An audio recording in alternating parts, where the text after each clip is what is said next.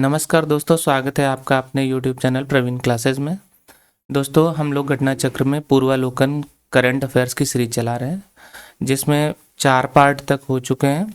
अगला पार्ट आज लेके आए, जिसमें आर्थिक परिदृश्य के करंट अफेयर्स होंगे। तो आप लोग वीडियो को पूरा देखिएगा। और एक चीज़ कहेंगे कि आप लोग चैनल पे विजिट करिए, आपके हिसाब से बहुत सारा मटेरियल पड़ा है। जीएस के भी पोर्शन पड़े हुए हैं, करंट अफेयर्स पड़ा है।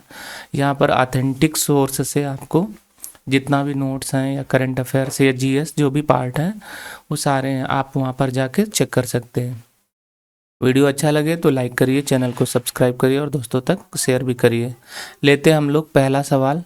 आर्थिक परिदृश्य में मुख्यमंत्री श्रमिक कल्याण योजना का शुभारंभ किस राज्य सरकार द्वारा किया गया? तो इसे अरुणाचल प्रदेश सरकार द्वारा शुरू किया गया है। दूसरा सवाल है, इसके तहत श्रमिकों के परिवारों के लिए मातृत्व लाभ 1,000 रुपये से बढ़ाकर 6,000 रुपये कर दिया गया है। इसके तहत प्राकृतिक मृत्यु मुआवजा 50,000 से बढ़ाकर 2 लाख रुपए तक कर दिया गया है। इसके तहत दुर्घटना मृत्यु मुआवजा 1 लाख रुपए से बढ़ाकर ये 4 लाख कर दिया गया है। इंडियन बैंक ने अभी IB साथी पहल की शुरुआत की है, और जो साथी का पूर्ण रूप है sustainable access and aligning technology for holistic inclusion. फिर से बता देते हैं, sustainable access and aligning technology for holistic inclusion. Global crypto adoption सूचकांक 2023 किसके द्वारा जारी किया जाता है? तो चैनालिसिस के द्वारा जारी किया जाता है। इसमें 154 देश शामिल हुए हैं। ये चौथा संस्करण है। पहले स्थान पर भारत है और दूसरे स्थान पर नाइजीरिया, तृतीय स्थान पर वियतनाम है। भारत किस देश का सबसे बड़ा निर्यात भागीदार बन गया है? भारत बांग्लादेश का सबसे बड़ा निर्यात भागीदार बन गया है। ये आंकड़े अभी सितंबर 2023 के हैं, इसके हिसाब से है। किस देश ने आधिकारिक तौर पर वैगनर समूह को आतंकवादी संगठन घोषित किया है? तो यूके है। वैगनर समूह का संबंध रूस से है। वैश्विक जैव ईंधन गठबंधन की घोषणा 9 सितंबर 2023 को की गई। इस गठबंधन में 19 देश और 12 अंतर्राष्ट्रीय संगठन सहमत हुए हैं। केंद्रीय मंत्रिमंडल ने किस कंपनी में विदेशी निवेश को स्वीकृति प्रदान की है? तो सुवेन फार्मास्यूटिकल लिमिटेड में निवेश की स्वीकृति दी गई है। यह विदेशी निवेश 9,589 करोड़ रुपए का है। भारतीय रिजर्व बैंक ने किस दर को चरणबद्ध तरीके से समाप्त करने की घोषणा की है? वृद्धिशील नगद आरक्षण अनुपात यानी ICRR। अंतर्राष्ट्रीय स्तर पर OIML प्रमाण पत्र जारी करने वाला 13वां देश भारत बन गया है। इससे भारत को क्या लाभ होगा? अंतर्राष्ट्रीय निर्माता अपने मापक यंत्रों का परीक्षण भारत में करा सकेंगे। OIML का पूर्ण रूप International Organization of Legal Metrology है। इसकी स्थापना वर्ष 1955 में हुई थी। स्विगी ने चवथ ई बाजार 2023 को लॉन्च करने के लिए गोवा सरकार के साथ समझौता किया है। सामाजिक सुरक्षा बढ़ाने के लिए विश्व बैंक ने किस राज्य को फंड देने की घोषणा की है? तो उड़ीसा को देने की घोषणा की है। स्किल इंडिया डिजिटल किसके द्वारा लॉन्च किया गया है? ये अभी केंद्रीय मंत्री धर्मेंद्र प्रधान है, इनके द्वारा लॉन्च किया गया। सावरेन स्वर्ण बांड की श्रृंखला 2 किस अवधि के लिए खोली गई? ये 11 से 15 सितंबर के मध्य खोली गई है। इस अभिवादन अवधि के दौरान बांड का निर्गम मूल्य 5,923 रुपये प्रति ग्राम होगा।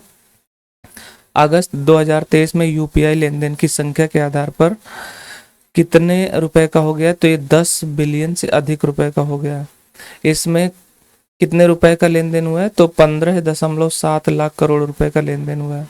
भारतीय नवीकरणीय ऊर्जा विकास एजेंसी लिमिटेड इरेडा ने नवीकरणीय ऊर्जा परियोजनाओं के वित्त पोषण के लिए किसके साथ समझौता ज्ञापन पर हस्ताक्षर किया है? तो ये समझौता ज्ञापन पर हस्ताक्षर India infrastructure finance company limited के साथ किया गया। इरेडा ने नवीकरणीय ऊर्जा परियोजनाओं के सह वित्त पोषण के लिए किस बैंक के साथ समझौता ज्ञापन पर हस्ताक्षर किया है? तो ये यूनियन बैंक ऑफ इंडिया और बैंक ऑफ बड़ौदा के मध्य समझौता किया गया है। कैबिनेट ने बैटरी ऊर्जा भंडारण प्रणाली के विकास के लिए किस वित्त योजना को मंजूरी दी है? ये व्यवहार्यता अंतर वित्त पोषण योजना को मंजूरी दी है। वर्ष 2030-31 तक कितने मेगावाट घंटे की बीईएसएस परियोजनाओं के विकास की कल्पना की गई है? तो 4000 मेगावाट घंटे की परियोजनाओं के विकास की परिकल्पना की गई। योजना के अंतर्गत बजटीय सहायता के रूप में पूंजीगत लागत के कितने प्रतिशत तक की वित्तीय सहायता शामिल है? जिसमें 40% की वित्तीय शामिल ये जो सहायता है शामिल की गई है। दोस्तों वीडियो अच्छा लगे तो लाइक कर दीजिएगा और दोस्तों तक भी शेयर करते रहिए, क्योंकि कंटेंट बहुत अच्छा है। आप पूरा पढ़िए, पूरा देखिए वीडियो को। अगर एक बार में लिखना चाहते हैं तो पॉज करके भी, रोक के भी लिख सकते हैं। सवाल लेते हैं। परिवहन किराया भुगतान करने हेतु देश का पहला ट्रांजिट कार्ड किस बैंक ने प्रस्तुत किया है? भारतीय स्टेट बैंक ने इसे प्रस्तुत किया है। इस कार्ड का उपयोग मेट्रो, बसों, वाटर, फेरी और पार्किंग शुल्क के लिए किया जा सकता है। यह एक प्रकार का प्रीपेड कार्ड है। इस कार्ड से यात्रा के अलावा खुदरा और ई कॉमर्स भुगतान किया जा सकता है। इस कार्ड का नाम RuPay national common mobility card रखा गया है। गिफ्ट आईएफएससी में भारतीय नवाचार को बढ़ावा देने के लिए विशेषज्ञ समिति का गठन किया जा रहा है। तो ये अंतर्राष्ट्रीय वित्तीय सेवा केंद्र प्राधिकरण द्वारा किया गया है। इस समिति के अध्यक्ष जी पद्मनाभन है। इनवॉइस प्रोत्साहन योजना मेरा बिल मेरा अधिकार का शुभारंभ 1 सितंबर 2023 को किया गया। यह पहल शुरुआती दौर में असम, गुजरात और हरियाणा में शुरू की गई है। शुरुआती दौर में यह पहल किन केंद्र शासित प्रदेशों में शुरू की गई? तो ये दमन और दीव, दादरा एवं नागर हवेली तथा पुदुचेरी केंद्र शासित यानी यूनियन टेरिटरी में शुरू की गई है। यह पायलट योजना 12 महीने के लिए है। वित्त वर्ष 2023-24 के प्रथम तिमाही यानी अप्रैल से जून में प्रत्यक्ष विदेशी निवेश एफडीआई 30% की कमी आई है। ये रुपए के संदर्भ में अगर डॉलर में देखा जाए तो 34% की कमी आई है। इस अवधि में सर्वाधिक एफडीआई महाराष्ट्र राज्य ने प्राप्त किया है। महाराष्ट्र के बाद दूसरे और तीसरे स्थान पर सर्वाधिक एफडीआई प्राप्त करने वाला राज्य क्रमशः कर्नाटक, तेलंगाना और नई दिल्ली है। इस अवधि में महाराष्ट्र में कुल एफडीआई 36,634 करोड़ रुपए का है। पिछले वर्ष की तुलना में महाराष्ट्र को प्राप्त एफडीआई में 9% की कमी हुई है। ट्रेड ट्रस्ट फ्रेमवर्क के द्वारा भारत ने किस देश के साथ पहली बार पेपरलेस लेन देन का संचालन किया है? तो ये सिंगापुर के साथ किया गया है। G20 शिखर सम्मेलन 2023 के किस गलियारे की घोषणा की गई है? ये भारत, मध्य पूर्व यूरोप आर्थिक गलियारे की घोषणा हुई है। इस गलियारे हेतु भारत, यूएई, सऊदी अरब, इटली, फ्रांस, जर्मनी, यूएसए और यूरोपीय संघ आदि देशों ने हस्ताक्षर किए हैं। एनटीपीसी ग्रीन एनर्जी लिमिटेड ने हरित हाइड्रोजन उत्पादन के लिए अंतरराष्ट्रीय कंपनी नायरा एनर्जी के साथ समझौता किया है। भविष्य का ईंधन हाइड्रोजन को कहा जाता है। आरबीआई ने आईसीआईसीआई बैंक के एमडी और सीईओ के रूप में पुनर्नियुक्ति को मंजूरी दी है। ये संदीप बख्शी हैं, इनको दोबारा से नियुक्त किया गया है। यह नियुक्ति 3 वर्षों के लिए दी गई है। भारत ब्रिटेन के मध्य 12वीं आर्थिक और वित्तीय वार्ता का आयोजन नई दिल्ली में किया गया। इस बैठक में प्रतिनिधित्व केंद्रीय मंत्री श्रीमती निर्मला सीतारमण ने किया है। बैठक में ब्रिटेन का प्रतिनिधित्व Jeremy Hunt, chancellor of the exchequer ने किया है। ग्लोबल फिनटेक फेस्ट 2023 का आयोजन जियो वर्ल्ड कन्वेंशन सेंटर मुंबई में किया गया। इसकी थीम थी global collaboration for responsible financial ecosystem inclusive Reliance sustainable. ये इसका जो मुख्य विषय था ये थी। GEF का ये 4था संस्करण है। ग्लोबल फिनटेक फेस्ट 2023 में national payments corporation of India यानी NPCI ने किन उत्पादों का अनावरण किया है? तो यूपीआई पर credit line, UPI lite, X tap and pay, hello UPI, bill pay connect आदि को लॉन्च किया है। यूपीआई पर क्रेडिट लाइन का क्या कार्य होगा? ये ऋण तक आसान पहुंच को पहुंचाना है। यूपीआई लाइट एक्स का काम ऑफलाइन भुगतान करना है। यूपीआई टैप एंड पे का क्या कार्य होगा? ये क्यूआर कोड और नियर फील्ड कम्युनिकेशन तकनीक के माध्यम से भुगतान करेगा। हेलो यूपीआई और बिल पे कनेक्ट का कार्य संवाद के माध्यम से भुगतान करना है। Leading fintech personality of the year पुरस्कार ये किसने जीता है? तो ये अदीब अहमद ने जीता है। अदीब अहमद अबू धाबी स्थित लुलु फाइनेंशियल होल्डिंग के प्रबंध निदेशक हैं। भारत के अग्रणी महिला फैशन ब्रांड डब्लू ने अपना ब्रांड एम्बेसडर अनुष्का शर्मा को नियुक्त किया है। नैसकॉम का अध्यक्ष राजेश नाम्बियार को नियुक्त किया गया है। केंद्र सरकार ने बच्चों को आर्टिफिशियल इंटेलिजेंस सिखाने में मदद के लिए एडोब के साथ समझौता किया है। एडोब अमेरिका की बहुराष्ट्रीय सॉफ्टवेयर कंपनी है। पहला राष्ट्रीय किसान क्रेडिट कार्ड सम्मेलन का आयोजन मुंबई महाराष्ट्र में किया गया। सम्मेलन का आयोजन मत्स्य पशुपालन और डेयरी मंत्रालय द्वारा किया गया। भारत सरकार ने किन देशों को 1.43 लाख टन गैर बासमती सफ़ेद चावल के निर्यात को मंजूरी दी है? तो भूटान, मॉरिशस और सिंगापुर के मंजूरी दी गई है। निर्यात की अनुमति नेशनल कोऑपरेटिव एक्सपोर्ट्स लिमिटेड के द्वारा की गई है। भारत ब्रिटेन मुक्त व्यापार समझौता के लिए 12वें चक्र की वार्ता 7 से 31 अगस्त के मध्य की गई। भारत ब्रिटेन मुक्त व्यापार समझौते के लिए वार्ता वर्ष 2022 से प्रारंभ थी। Global financial central banker report card 2023 में A+ श्रेणी में किस भारतीय को शीर्ष स्थान प्राप्त हुआ? ये शक्तिकांत दास गवर्नर हैं आरबीआई के, इनको A+ श्रेणी में शीर्ष स्थान प्राप्त हुआ है। A+ श्रेणी के अन्य किन गवर्नरों को स्थान दिया गया है? जिसमें थॉमस जे जॉर्डन ये स्विट्जरलैंड के हैं और गुएन थी होंग ये वियतनाम के हैं। यह रिपोर्ट ग्लोबल फाइनेंस मैगजीन द्वारा जारी की जाती है। कोटक महिंद्रा बैंक के किस एमडी और सीईओ ने अपने पद से इस्तीफा दे दिया है? तो ये उदय कोटक जी हैं, इन्होंने अब कोटक महिंद्रा बैंक से इस्तीफा दे दिया है। इस बैंक का अंतरिम सीईओ दीपक गुप्ता को बनाया गया है।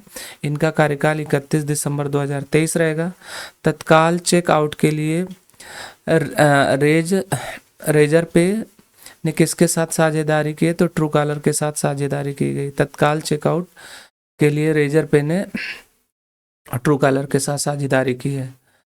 फोन पे पेमेंट कंपनी ने स्टॉक ब्रोकिंग व्यवसाय में प्रवेश करने के लिए एक नया मोबाइल एप्लीकेशन लॉन्च किया है।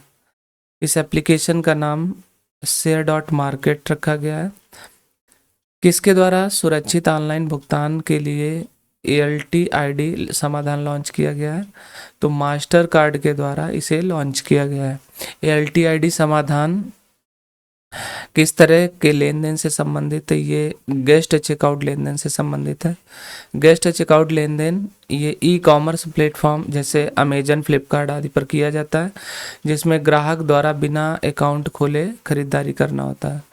अमेजॉन ने MSME निर्यातकों के लिए सीमा पर लॉजिस्टिक को सरल बनाने के लिए इंडिया पोस्ट के साथ समझौता किया है। किस सार्वजनिक उद्यम को नवरत्न दर्जा प्रदान किया गया? राष्ट्रीय रसायन और उर्वरक लिमिटेड को नवरत्न कंपनी का दर्जा दिया गया है। यह दर्जा सार्वजनिक उद्यम विभाग के द्वारा दिया गया है। किसानों को आधुनिक कृषि तकनीकी के बारे में शिक्षित करने के लिए किसके द्वारा कौशल विकास प्रशिक्षण शिविर आयोजित किया गया? तो राष्ट्रीय राजधानी क्षेत्र परिवहन निगम द्वारा इसे आयोजित किया गया है। यह शिविर गाजियाबाद और मेरठ में आयोजित किए गए। सिंगापुर की BOC एविएशन लिमिटेड ने वित्त पोषण हेतु भारत की इंडिगो एयरलाइंस के साथ समझौता किया है। किसने बैंकिंग और वित्तीय धोखाधड़ी पर सलाहकार बोर्ड का पुनर्गठन किया? ये केंद्रीय सतर्कता आयोग यानी CBC ने किया है। पुनर्गठित ABBFF की अध्यक्षता पूर्व केंद्रीय सतर्कता आयुक्त सुरेश N पटेल करेंगे। सरकारी ई-मार्केट प्लेस ने इस वित्त वर्ष 2023-24 में 1 लाख करोड़ रुपए के सकल व्यापार का आंकड़ा पार कर लिया है। सरकारी ई मार्केट प्लस GEM क्या है? ये सरकारी विभागों, सार्वजनिक क्षेत्र की इकाइयों और अन्य एजेंसियों द्वारा वस्तु और सेवाओं की खरीद के लिए ऑनलाइन प्लेटफॉर्म उपलब्ध कराना है। सरकारी ई मार्केट प्लस GEM की शुरुआत वर्ष 2016 में हुई थी। RBI द्वारा लोन से संबंधित सभी तरह की जानकारियों के लिए एक प्लेटफॉर्म लॉन्च किया गया है जिसका नाम पब्लिक टेक प्लेटफॉर्म रखा गया है।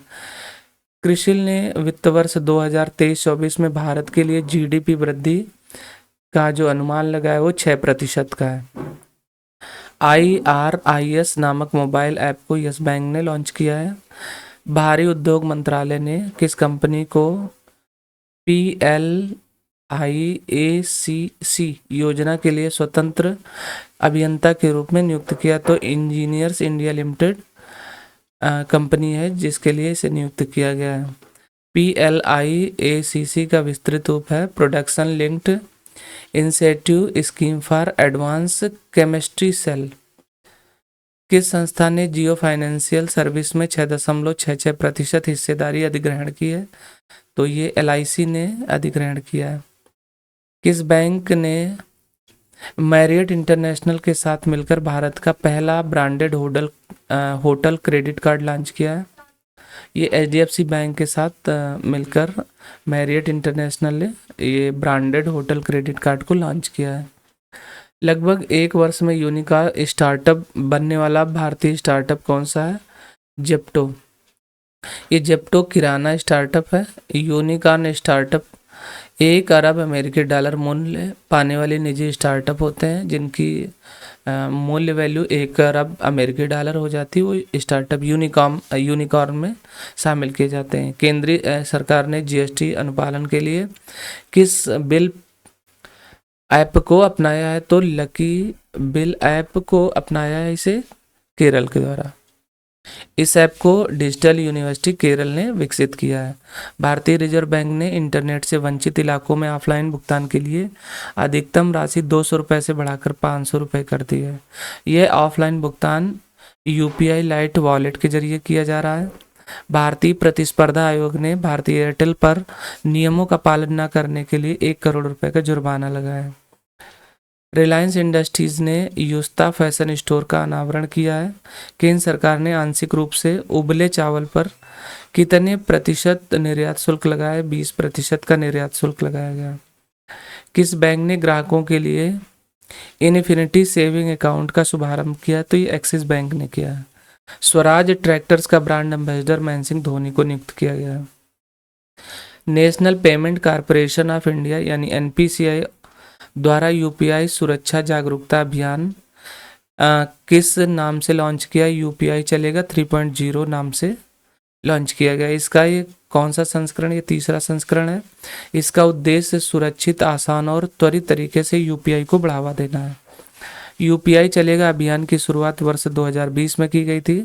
भारतीय राष्ट्रीय भुगतान निगम की स्थापना 2008 में की गई थी। इसकी स्थापना भुगतान और निपटान प्रणाली अधिनियम 2007 के तहत की गई थी। सिंगापुर और भारत के बीच शिपमेंट के लिए इलेक्ट्रॉनिक बिल ऑफ लीडिंग का पहला लाइव लेन देन किसके द्वारा पूरा किया गया है? ये DBS और मैपट्रास्को के द्वारा पूरा किया गया है। यह पहल किसके द्वारा समर्थित है? एंटरप्राइज सिंगापुर के द्वारा समर्थित है। लेन देन ये ट्रेड ट्रस्ट के ढांचे के तहत क्रियान्वित किया जा रहा है। ट्रेड ट्रस्ट किसकी पहल है? तो इन्फोकॉम मीडिया डेवलपमेंट अथॉरिटी की ये पहल है। प्रधानमंत्री जनधन योजना के सफल कार्यान्वयन के पूरे वर्ष 9 वर्ष हो गए। ये 28 तारीख से हो गए हैं। PMJDY योजना की शुरुआत 28 अगस्त 2014 को की गई थी। RBI ने जलगांव पीपल्स कोऑपरेटिव बैंक के साथ किस बैंक के विलय को मंजूरी दी है? ये अकोला मर्चेंट कोऑपरेटिव बैंक है, इसके विलय को मंजूरी दी गई है। RBI की स्थापना कब हुई? तो RBI की स्थापना अप्रैल 1935 में हुई। किस बैंक ने महिलाओं के साथ महिलाओं के व्यवसाय को बढ़ावा देने के लिए फ्रंटियर मार्केट और मास्टर कार्ड के साथ अनुबंध किया है? Airtel payment bank. वर्तमान में एयरटेल पेमेंट्स बैंक के CEO अनुव्रत विश्वास हैं। किसने उत्तरी क्षेत्र के क्षेत्रीय ग्रामीण बैंकों की समीक्षा की अध्यक्षता की है? केंद्रीय मंत्री निर्मला सीतारमण जी हैं, इन्होंने की है। यह बैठक नई दिल्ली में हुई है। प्रशिक्षण महानिदेशालय किस मंत्रालय के अधीन है? ये कौशल विकास और उद्यमिता मंत्रालय के अधीन है। सहकारी क्षेत्र में विश्व के सबसे बड़े अनाज भंडारण योजना के लिए अंतर मंत्रालयी समिति का गठन 31 मई 2023 को किया गया। पायलट प्रोजेक्ट के तौर पर यह योजना कम से कम 10 जिलों में लागू की जाएगी। किस कंपनी ने तमिलनाडु के साथ इलेक्ट्रॉनिक घटक विनिर्माण सुविधा अनुबंध पर हस्ताक्षर करने से इनकार किया है? ये फॉक्सकॉन इंक ताइवान की, इसने इनकार कर दिया है। यह अनुबंध 1600 करोड़ रुपए का था। CAIT ने किस ऑनलाइन प्लेटफॉर्म के निर्माण की घोषणा की है? राष्ट्रीय डिजिटल नासिक फोरम के साथ घोषणा की है या बनाने की घोषणा की है। इस ऑनलाइन प्लेटफॉर्म का उद्देश्य व्यापारियों और उपभोक्ताओं के अधिकारों को बढ़ावा देना है। CAIT का क्या अर्थ है? ये confederation of all India traders इसका पूर्ण रूप है। किस कंपनी के औपचारिक रूप से डिजिटल परियोजना वर्ल्ड आइकन को शुरू किया गया है? ये ओपन AI के द्वारा शुरू किया गया। इस उद्यम के तहत जो लोग अपनी आंखों का स्कैन करवाते हैं उन्हें क्या प्राप्त होगा? उन्हें वर्ल्ड कॉइन, क्रिप्टो करेंसी और विश्व ID प्राप्त होता है।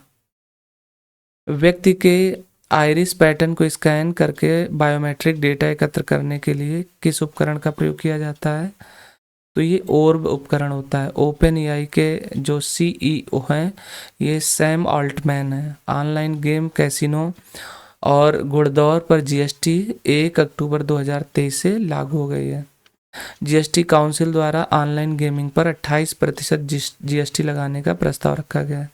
केंद्र सरकार ने लंबित अनुबंधात्मक विवादों के निपटान के लिए विवाद से विश्वास योजना की शुरुआत की है। इस योजना की घोषणा बजट, जो केंद्रीय बजट 2023-24 है, इसके तहत की गई थी। तो दोस्तों ये रहे आर्थिक जगत से महत्वपूर्ण प्रश्न। आशा करते हैं वीडियो अच्छा लगा होगा। तो वीडियो अच्छा लगा है तो लाइक कर दीजिए, चैनल को सब्सक्राइब करिए, शेयर करिए। मिलते हैं नेक्स्ट वीडियो में।